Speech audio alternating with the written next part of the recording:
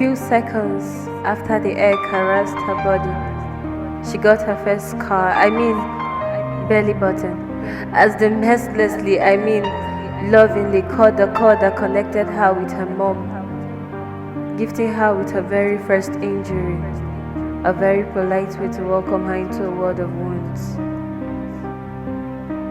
The first sound expected of her was a cry. Oh, she dare not laugh, it's bad omen, so she complied. And if she's silent, she's dead and must be beaten to life.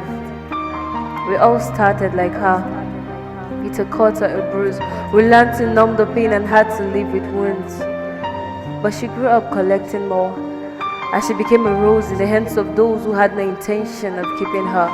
She's stripping but never got the love, so she replaced the feelings with drugs. The addiction became a game and she tried to break a new record. She sees hell in his face. It fills her up with rage. She hit rock bottom, but the ride has been so cold, they only want to see her fall. So she's painting pictures on her wrist with a blade as she bled from words people said. Up to the sky, her body flies and crushes on the soft floor like a slam door.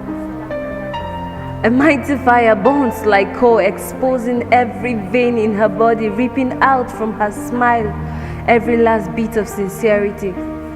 And her laughter on a daily basis become a mask. But don't get over it, they say. Just conceal your pain. Don't let them know that a part of you dies every day.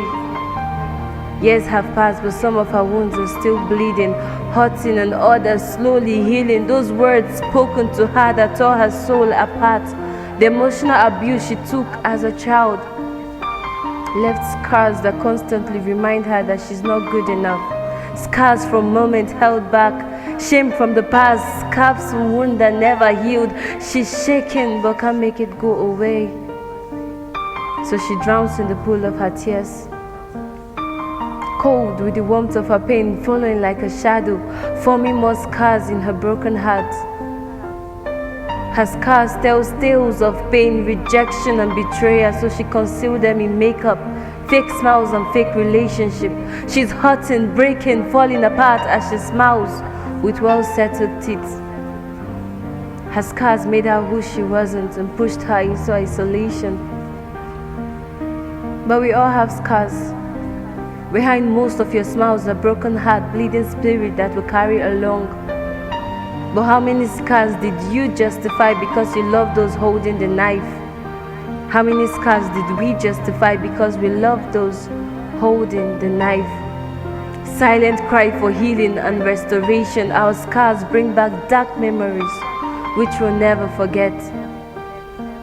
I know I'll always be a woman of wound, but I find comfort in the fact that Jesus has scars too.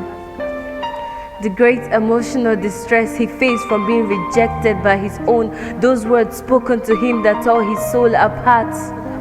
The scars on his hands and feet as the nail pierced through them, our wounds remind me of the scars on his body, and by those scars we are healed. So don't let your scars define you.